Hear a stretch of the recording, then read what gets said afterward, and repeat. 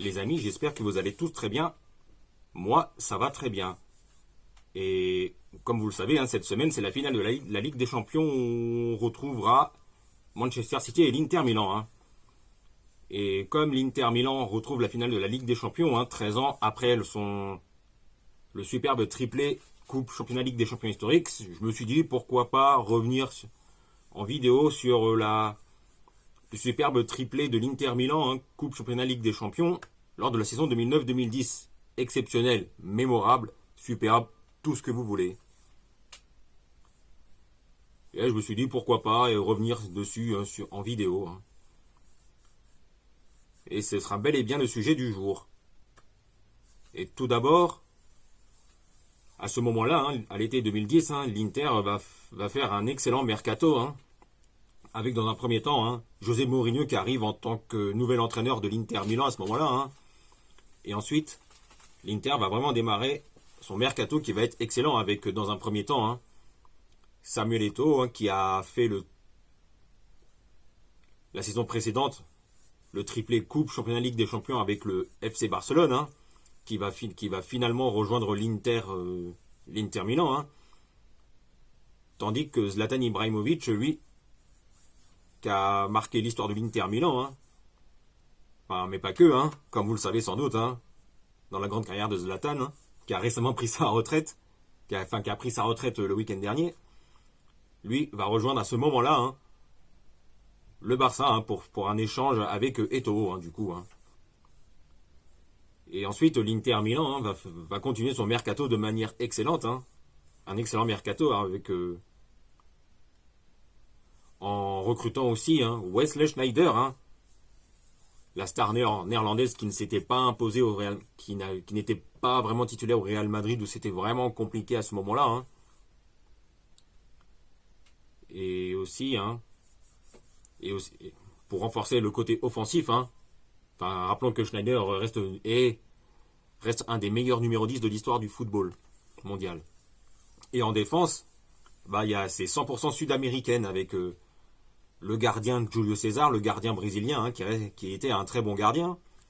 Et la défense qui est aussi 100% sud-américaine avec les Brésiliens Maicon au poste de latéral droit, déjà finaliste de la Ligue des Champions avec Monaco en 2004, si j'ai bonne mémoire. Et Lucio, on va y arriver. Lui aussi brésilien, champion du monde avec le Brésil en 2002. Et pour compléter la défense, il y a Walter Samuel, la légende argentine, et qui est aussi une grande légende en Serie A, qui complète la défense centrale. Et pour compléter toute la défense, il y a la légende Javier Zanetti, la légende de l'Argentine et de l'Inter de Milan, qui est une grande légende des Nerazzurri, et de l'Argentine, qui a été latéral droit, gauche, et qui pouvait aussi jouer au poste de milieu de terrain pour y dépanner, par exemple.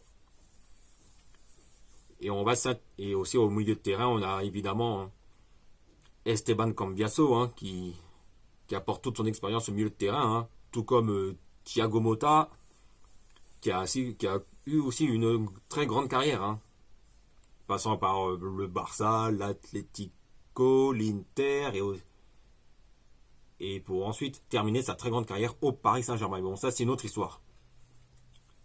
Et surtout, on s'intéresse à la superbe saison de l'Inter en Ligue des Champions, et l'Inter en début de saison, lors de la phase de groupe de la saison 2009-2010 de Ligue des Champions, c'est compliqué au début puisque l'Inter ne démarre pas très bien sa saison de Ligue des Champions, mais l'Inter va remporter les 3 matchs sur 6 en Ligue des Champions, ce qui permet à l'Inter de terminer deuxième de son groupe avec 9 points derrière le grand FC Barcelone qui termine premier du groupe, devant l'Inter de Milan qui terminera deuxième. Et ensuite l'Inter de Milan va éliminer Chelsea en 8e, le CSK à Moscou en quart. Et c'est surtout aux demi-finales, aller-retour entre le Barça et l'Inter qu'on s'y intéresse, puisque c'est à ce moment, parce que c'est là à ce moment-là la grosse affiche au sommet dans ces demi-finales de Ligue des Champions. Et si alors qu'on voyait tous le Barça se qualifier pour la finale sans aucun problème, c'est l'Inter qui fait la surprise en gagnant sur le score de 3 buts à 1. Et au match retour, l'Inter va se faire peur. Les Nerazzurri vont flipper un petit peu, puisque déjà dans un premier temps, il y a le carton rouge un peu enfin, il y a le carton rouge injuste de Thiago Motta, suite à une supposée faute sur Sergio Busquets. Enfin bon, ça c'est ça. Alors que là, il n'y avait pas vraiment faute, il y avait plutôt une simulation de Busquets. Du coup, Thiago Motta aurait vraiment dû finir le match. Et ce carton rouge injuste le privera de la finale.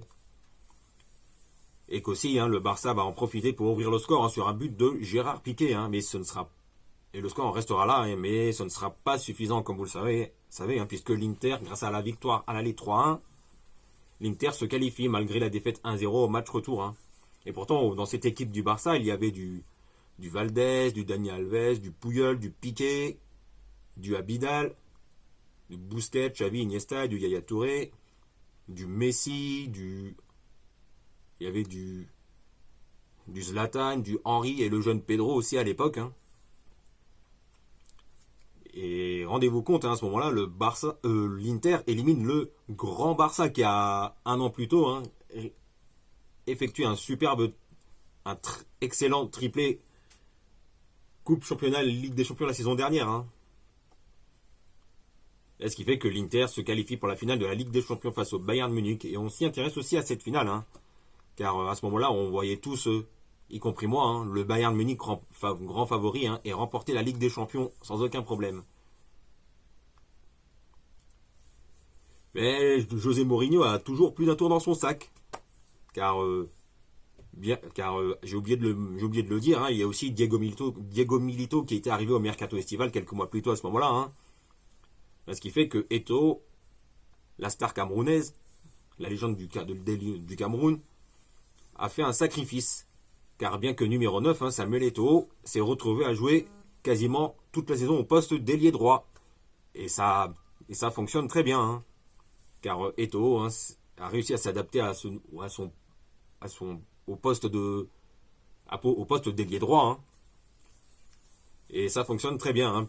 Ce qui permet à Diego Milito d'être titulaire indiscutable au poste de numéro 9. Et revenons-en à la finale, car l'Inter de Milan retrouve le Bayern Munich en finale lors de cette Ligue des Champions en 2010.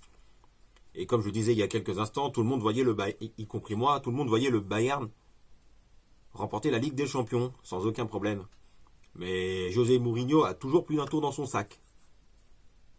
Et pourtant, en face, dans l'équipe du Bayern, il y a à ce moment-là du Neuer, du Lahm, du Boateng, du Alaba, du Schweinsteiger, du Kroos, du Müller, du Robben, du Ribéry, alias le duo Robéry, et du Ivica Olic, du Mario Gomez, etc. etc.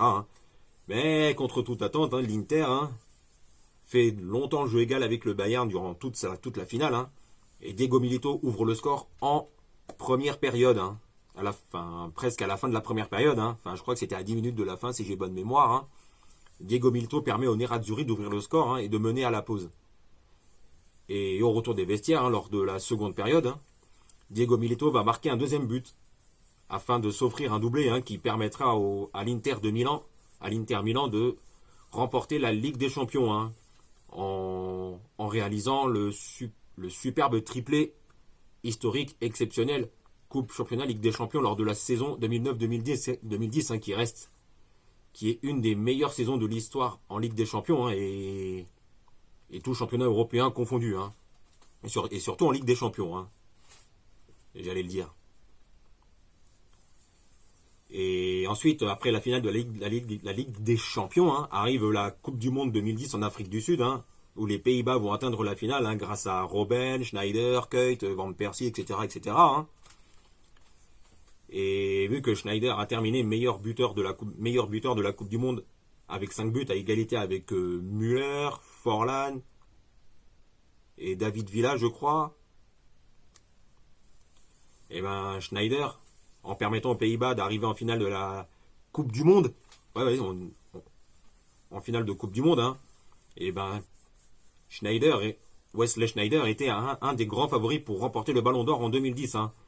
Et pour moi, et aussi pour tout le monde, Wesley Schneider lors de cette année 2010, hein, aurait clairement dû remporter le Ballon d'Or. Hein, il n'y a aucun doute là-dessus. Hein. Mais bon, hein, comme vous le savez, hein, entre-temps, hein, il y a toujours le duel Cristiano Ronaldo, Lionel Messi dans la course au Ballon d'Or, hein, etc., qui durera assez longtemps. Mais bon, ça, c'est une autre histoire. Hein. Et en parlant du superbe triplé Coupe Championnat Ligue des Champions de l'Inter de Milan en 2010, hein, n'hésitez pas à regarder la vidéo du youtubeur Un Max de Foot, hein, qui avait fait une vidéo sur le triplé historique de l'Inter Milan en 2010, hein, qui est une excellente vidéo, hein, qui est sortie il y a plus d'un an, je crois, à peu près. Enfin bref, allez voir la vidéo du youtubeur Un Max de Foot sur le triplé, sur le superbe triplé Coupe Championnat Ligue des Champions de l'Inter Milan en 2010, qui est une excellente vidéo. Ah bah voilà, hein, je crois que c'est tout pour aujourd'hui. Hein. N'hésitez pas à vous abonner en cliquant sur la petite cloche pour être informé de la sortie des prochaines vidéos. Hein.